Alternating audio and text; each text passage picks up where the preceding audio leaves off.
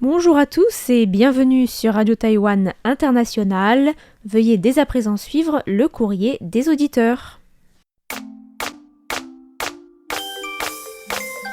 你好，你好，你好，你好，你好，你好，你好，你好，Hello，Hello， Guten Tag，Guten Tag， Bonjour，Bonjour， Здравствуйте， Hola，Hola， Konnichiwa， Konnichiwa， Xin chào， Xin chào， Sawadee ka， Apa kabar， Apa kabar。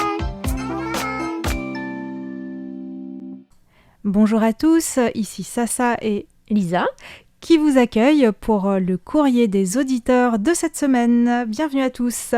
voilà, alors on a plein de choses à vous dire aujourd'hui. On va vous saluer, on va répondre à vos questions, on va vous faire des annonces de concours. Nouveau concours. Oui, de nouveaux concours.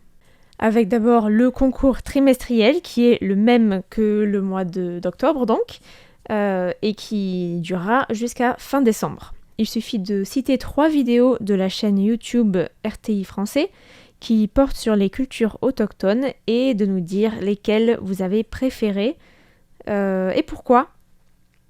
Alors, on a déjà reçu quelques réponses, notamment une réponse de Danielle Villon qui nous disait qu'elle avait retenu 3 vidéos. La vidéo sur la danse du lion et la fabrication des têtes, le mohu, le poisson de bois, et la visite du serpent géant qui représente les différents enfers. Alors c'est pas un serpent géant, c'est un dragon géant, mais bon, on est quand même dans le thème. Mais il fallait... les concours, c'était sur les vidéos liées aux cultures aborigènes ou c'était Et toutes oui. les vidéos? Non, effectivement, il faut que ça porte sur les cultures aborigènes. D'accord, donc du coup, il faut regarder encore un petit peu notre chaîne. Oui, parce qu'en fait, elle a cité dans le début du mail que toutes les vidéos étaient intéressantes et instructives, comme la construction. Alors, je vais peut-être pas les dire, parce que sinon ça Oui. donnera les réponses. Ah oui, c'est vrai. Mais il y en a plus de 3 qui sont cités. Alors, il faut faire un choix parmi 3 vidéos sur les cultures autochtones.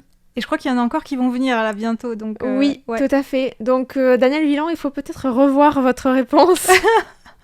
Parce que les vidéos que vous avez citées, Danse du lion, mohu et dragon, ou les différents enfers, ce ne sont pas sur les cultures autochtones. Mais en tout cas, merci d'avoir choisi ces vidéos, puisque j'ai beaucoup travaillé sur la vidéo du mohu, qui me sort par les yeux maintenant d'ailleurs, parce que je l'ai tellement travaillé dessus. Mais bon, je l'aime bien quand même. C'était très intéressant. C'était à Miaoli. Voilà. Et la danse du lion, je crois qu'elle avait été faite avec Ghislain. C'était C'est Ghislain ou Clément? Attends, peut-être Ghislain qui ouais. avait participé à cette vidéo. Voilà. Ok. Et je me suis beaucoup amusée à faire la vidéo sur les enfers à Tainan, qui était vraiment, c'était vraiment impromptu. Je savais pas du tout que j'allais aller là-bas, et quand j'ai vu ça, je me suis dit ça, c'est pour la radio. Ça va plaire à nos auditeurs. Ouais, tout à fait. Voilà. Et alors, le nouveau concours? Le nouveau concours que vous attendez tous, c'est le concours du mois de novembre. Il faut nous dire combien de balles de rotin ont été lancées lors du premier et du dernier jour de la cérémonie du Malieu-Vœu à Tuban. Ok, alors pour l'instant, je crois que j'en ai pas entendu parler, mais ça doit bientôt venir, j'imagine. Oui, il y a eu la première émission spéciale qui a été diffusée mardi D'accord. soir. J'ai pas encore écouté, peut-être Non, j'ai ne trop de t'inquiète choses pas. à écouter, mais ça m'intéresse beaucoup. Et donc, il faut se référer à cette émission spéciale et à la deuxième partie de cette émission spéciale qui sortira mardi prochain. D'accord, Voilà. c'est déjà sympa de nous donner tous ces indices. Mais... Ce sont les reportages qu'on a fait, Florian et moi, dans le village de Tuban à Taidong. Voilà, J'ai on a hâte hâte de partager avec vous tout ce qu'on a fait là-bas, toutes les personnes qu'on a interviewées là-bas. C'était vraiment très très intéressant. Et voilà pour les concours. On a aussi quelques annonces, notamment une annonce pour nos auditeurs algériens, puisque les courriers vers l'Algérie ont repris. Waouh. Après Bravo. combien de temps? Après combien Bravo de la temps? Poste. RTI va donc envoyer petit à petit les courriers et les cadeaux accumulés depuis 3 ans. 3 ans. Incroyable. Aïe, aïe, aïe. Bah, du coup, je pense qu'il y a certains auditeurs qui nous écrivent très souvent, qui nous envoient des rapports d'écoute très souvent d'Algérie, qui vont recevoir tout d'un coup plein de cadeaux. Donc, Oui. super. Ça va être Enfin. Noël avant l'heure. Ouais. Quoique, avec les délais, je pense que ça arrivera d'ici très possiblement. Noël, peut-être. Je sais pas. On verra. Voilà. On a aussi plusieurs auditeurs qui nous ont écrit et qu'on remercie. Alors, notamment Monsieur Tarek du Bangladesh qui nous a déjà envoyé un message de bonne année. Alors, il est vraiment très en avance, pas comme la Poste. Donc, puisqu'on a déjà les messages de meilleurs vœux. On a aussi reçu un message de Daphné Arance qui nous écrit de Marseille. Donc, merci à elle. Et un message également de Gilbert Dupont qui nous écrit de Loches en Touraine.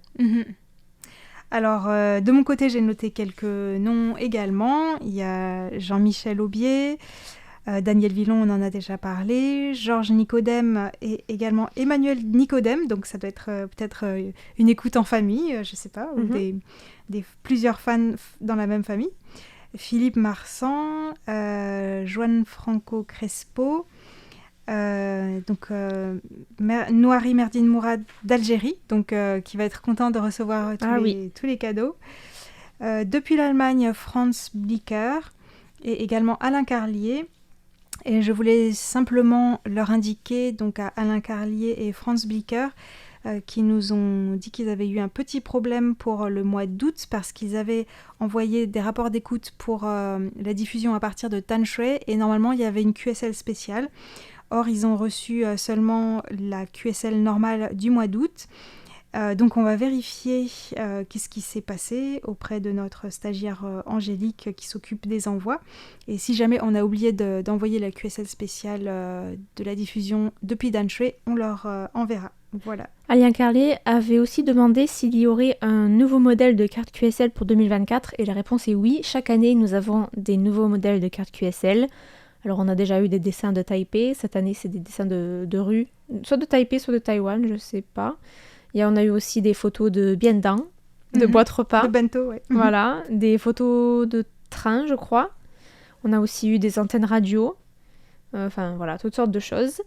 Et Philippe Marsan, qui nous a aussi demandé quelle est la fréquence RTI en ondes courtes en direction de l'Europe et quel est l'émetteur. Alors, ça, en fait, ça ne change pas pour l'Europe.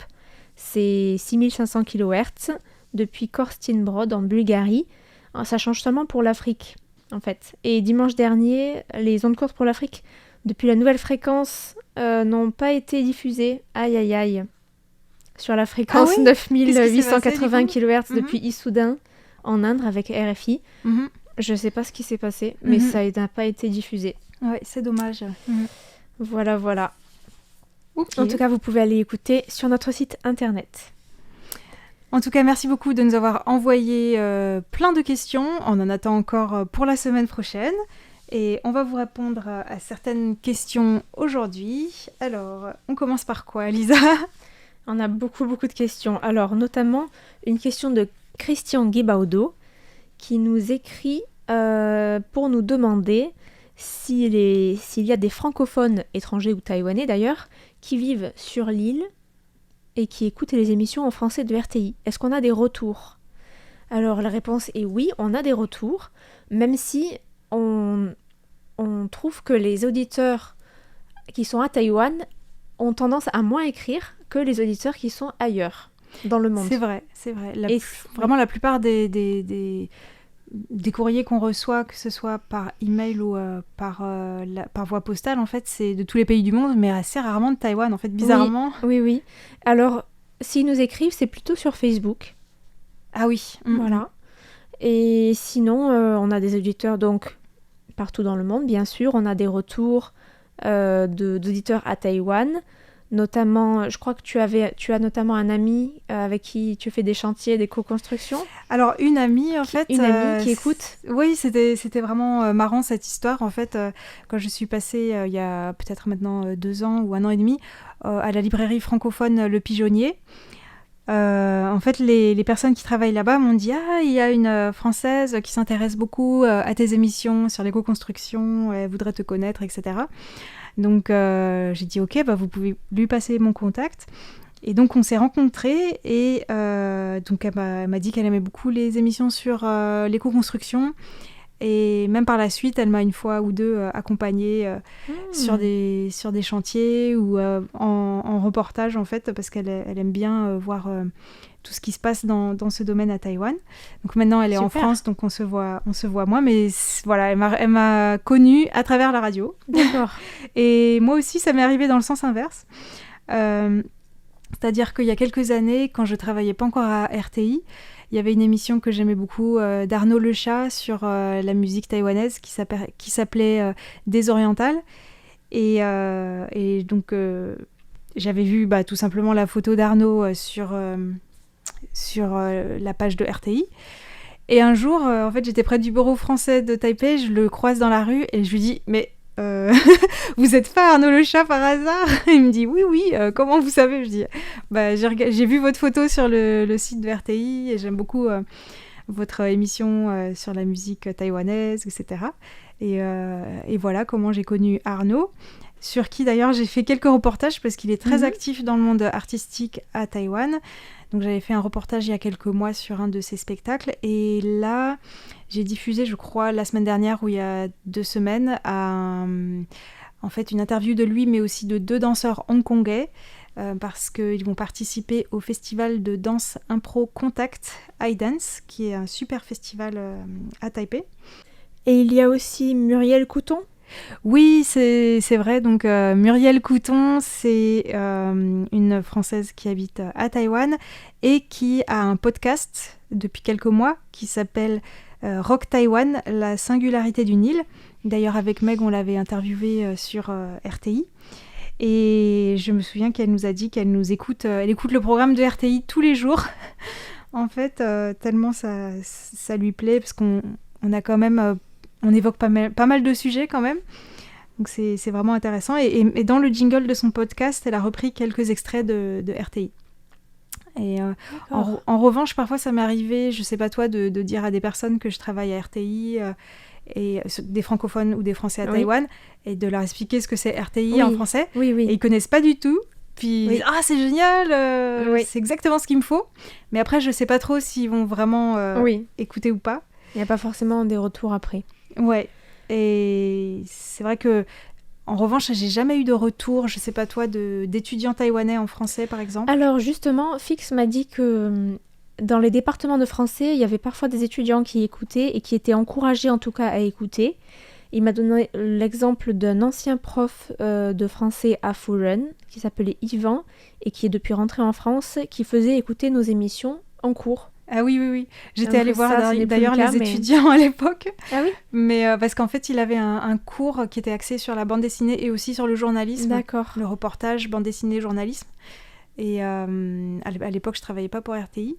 Et c'est vrai que la semaine dernière, on est allé avec Meg à l'université Fujian pour parler de RTI, présenter RTI. Donc, on espère qu'il y a davantage d'étudiants qui puissent nous écouter.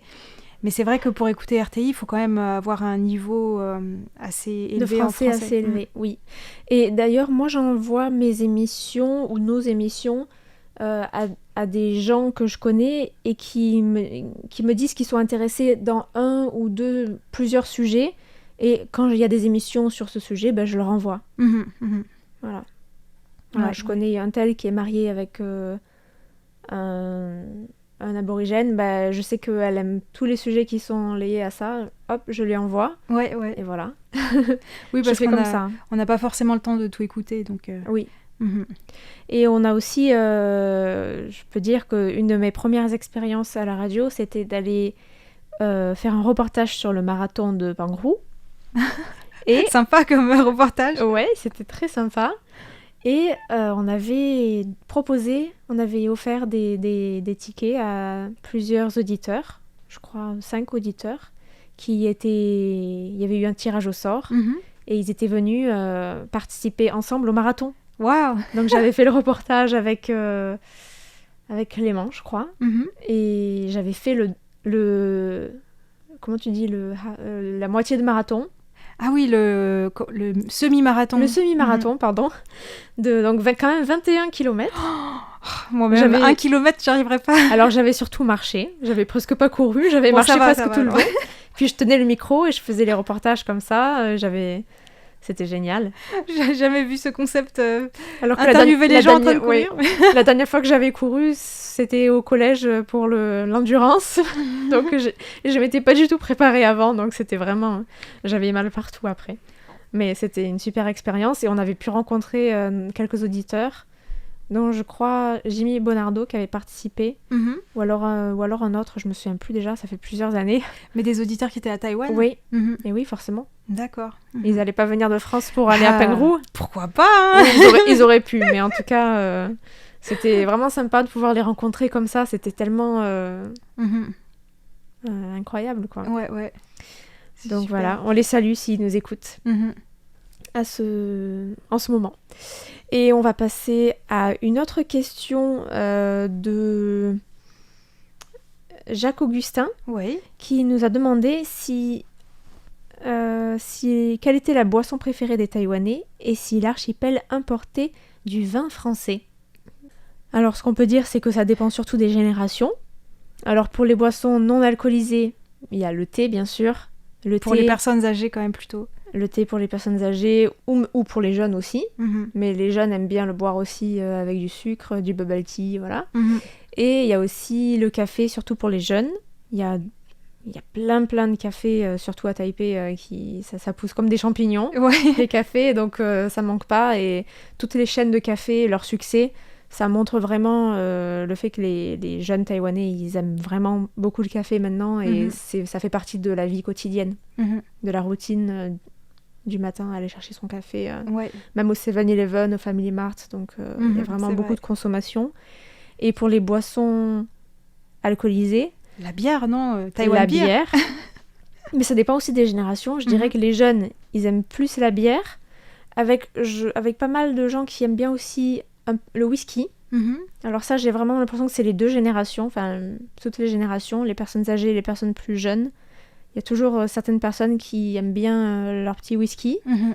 Et ça dépend aussi... Alors, pour les plus âgés, on va avoir le gaoléan, l'alcool de sorgho. Ça arrache, quoi. Là, ça arrache. C'est infect. Moi, je trouve ça infect. Alors pour la petite anecdote...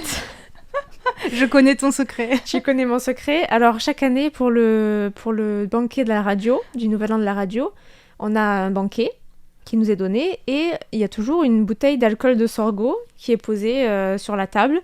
Et nous, en principe, personne n'en boit, quoi.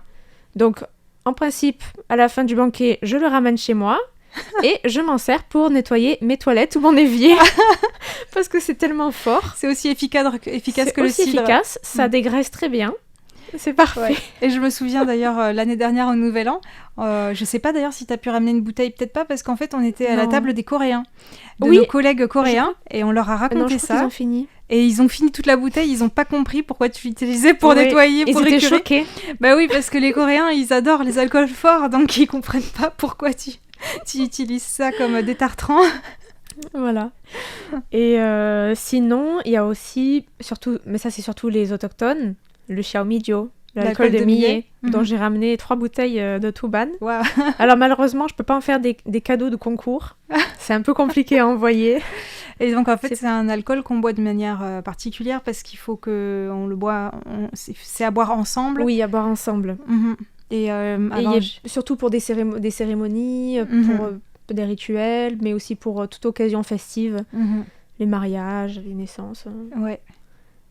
Et le vin français alors ? Et oui, très bonne question. Pour le marché du vin à Taïwan, c'est vraiment le vin rouge qui domine. Donc surtout le Bourgogne et le Bordeaux. Mais il y a aussi des vins pétillants qui sont assez appréciés des consommateurs taïwanais, surtout le champagne, dont la taxe est passée de 20 à 10% l'année dernière. D'ailleurs, pour la bonne nouvelle pour les importateurs. Oui. Pour la photo de cet article, tu as mis une photo de Tsai Ing-wen qui boit du champagne. Oui, qui sert du champagne sur une montagne de verre. De verre, voilà. Et récemment, il y a aussi d'autres vins pétillants qui sont importés. Le Prosecco italien, qui a connu une croissance de 47% dans les importations, donc c'est énorme. Et aussi le Cava espagnol de 79%, donc c'est énorme. Et le Carrefour et Artimart importent beaucoup de Prosecco Ils en vendent des bouteilles de 3 à 500 $. Et ça marche bien. Je vois qu'il y a... De l'art taïwanais. Oui, de l'art taïwanais, bien sûr. Mais parce qu'en fait, apparemment, l'explication, ce serait que comme les Taïwanais sont habitués à boire de la bière, donc ils ont l'habitude de toutes ces bulles, et donc les vins pétillants, c'est quelque chose qui leur parle. D'accord. Voilà. C'est vrai que j'ai plus de mal, par exemple, à trouver un vin que j'aime bien, qui est un vin blanc, le Gewürztraminer. Il y en a beaucoup moins que les vins rouges. Oui. Et en revanche, voilà, tu me parlais de certains vins espagnols et italiens. En revanche, j'arrive pas ici à trouver du Porto. Ah non, ça c'est trop dommage. Ah oui. Je sais pas d'une pourquoi. Tristesse. Je suis bien d'accord avec toi. Oui. Eh bien, il y a aussi, j'ai trouvé des chiffres sur l'évolution des importations de vin à Taïwan. Alors, déjà, la France est le premier pays d'origine, surtout pour les vins qui sont un peu plus chers. Ensuite, pour les vins un peu plus bas de gamme, on va avoir surtout des vins chiliens et argentins. Mais pour les vins un peu plus chers, c'est la France, mais aussi l'Espagne et l'Italie. Voilà. Et ça a vraiment beaucoup augmenté. Donc en 2012, on était à 130 millions de dollars américains d'importation de vin. C'est un chiffre qui est passé à 174 millions en 2016. Wow. Ensuite, à 215 millions en 2018. À 264 millions en 2021, et là, l'année dernière, on était à 278,8 millions de dollars américains. Donc c'est vraiment une augmentation qui est constante. Les Taïwanais boivent peut-être de plus en plus de vin. Voilà. Alors j'ai trouvé une petite explication possible. Ce serait à Taïwan le manga Les Gouttes de Dieu, publié entre 2004 et 2014, qui a eu beaucoup de succès en Asie, mais aussi à Taïwan, mais même en France. Je l'ai déjà vu sur des étagères, je ne l'ai pas lu, mais je l'ai vu. Et apparemment, ça aurait boosté les ventes à Taïwan, et les fans il y aurait eu un petit élan pour aller dans des cours d'œnologie, pour aller dans des bars à vin, voilà, ce genre de choses. On remercie le Japon et les mangaka japonais. Voilà, quelque chose qui profite beaucoup au vin français, j'imagine. Et voilà, c'est ce que j'ai trouvé sur le vin français. Donc oui, il y a des consommateurs. En revanche, je sais pas s'il y a beaucoup de consommateurs de Gaoliang taïwanais en France, je suis pas sûre. Mais... Sans doute que non. J'en avais, je crois, ramené un peu pour faire goûter à ma famille avec du... Ou alors j'en avais pas ramené, mais on en avait déjà à la maison. Hasard. Mais voilà, c'était un chinois, je crois. Un alcool chinois, pas taïwanais. Et avec le huizi, tu sais, les œufs de poisson durs. Je ne me souviens plus le nom de ce poisson. Ouais, moi non plus. Mais en tout cas, la poutargue. Voilà, en français, c'est la poutargue. Donc à Taïwan, on peut consommer la poutargue en faisant des tranches très très fines. Ensuite, on les met 1 minute au four. Ou alors, d'abord, on les trempe dans du gaoliang. Ensuite, on les met 1 minute au four. Et là, on mange et c'est vrai que c'est délicieux. Le petit cours de cuisine de Lisa. Oui. Mais j'ai aussi vu sur Internet qu'il y avait des recettes de pâtes à la poutargue où on peut râper la poutargue sur les pâtes. Ça doit être excellent. Ah oui, ça doit être bon, ça. Il faut absolument que j'essaye. J'ai toujours pas essayé. D'accord. Bon, prochain rendez-vous. À noter. Et ça fera peut-être une recette pour partager avec vous. Voilà. Ok, j'attends ça avec impatience. Ouais. Sinon, je pense que la boisson taïwanaise préférée des Français en ce moment, c'est le bubble tea, parce qu'on en entend beaucoup plus, de plus en plus parler. Mais on en a aussi déjà beaucoup parlé dans nos courriers des auditeurs, donc on va pas revenir dessus. Oui. Et donc pour finir, je vais répondre à Paul Jamet qui nous a envoyé un article du Courrier international qui était traduit de l'anglais du New York Times et qui parlait de la fuite des cerveaux chinois, en fait, des personnes qui sont hautement qualifiées en Chine, surtout dans les nouvelles technologies, et qui vont de plus en plus dans différents pays, le Canada, des pays d'Europe du Nord, la Nouvelle-Zélande, etc., mais que ça bénéficie pas trop aux États-Unis. Ils vont pas trop aux États-Unis. Et donc, il était étonné que Taïwan ne figurait pas dans la liste des pays vers lesquels les Chinois qualifiés se dirigent. Et il demandait si le sujet est trop sensible en fait à Taïwan, si les Taïwanais sont prudents face à cette venue potentielle des immigrés chinois. Donc c'est une question très intéressante. J'imagine qu'il y a plein de raisons différentes. Tout à fait. Alors, déjà, globalement, c'est assez difficile, honnêtement, pour les Chinois actuellement de venir vivre à Taïwan, sauf bien sûr si c'est pour un mariage. Mais là aussi, apparemment, il y a pas mal de vérifications quand même au consulat pour voir si c'est pas un mariage blanc. Et il y a, normalement, pour les épouses chinoises, parce que souvent c'est des femmes, il faut plus de temps pour qu'elles puissent demander, selon la loi taïwanaise, donc la nationalité, pour qu'elles puissent se faire naturaliser par rapport aux époux et épouses des autres pays, en fait. Donc déjà, il y a une petite discrimination. Oui. Alors, d'ailleurs, une des propositions de Hoyoi, c'est du candidat du KMT. D'annuler cette discrimination. Je crois que c'est 5 ans au lieu de 3. 5 ans pour les Chinoises et 3 ans pour les autres. Alors, il y a les étudiants aussi. Le cas des étudiants, c'est pareil. C'est pas, quand on est chinois, c'est pas très facile de venir à Taïwan parce qu'il y a aussi une forme de discrimination, en fait. Oui. Notamment le fait que les étudiants étrangers d'autres pays qui viennent à Taïwan peuvent bénéficier de la sécurité sociale, mais pas les étudiants chinois, donc ils doivent payer une assurance, par exemple, par eux-mêmes. Fait. J'avais fait l'interview d'un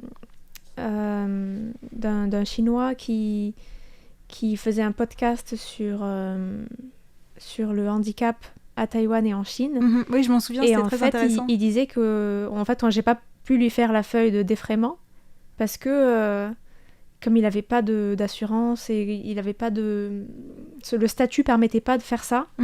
Donc j'ai payé son taxi, mais la radio n'a pas pu rembourser son trajet. Et il m'a dit j'ai pas d'assurance non plus, j'ai pas le droit.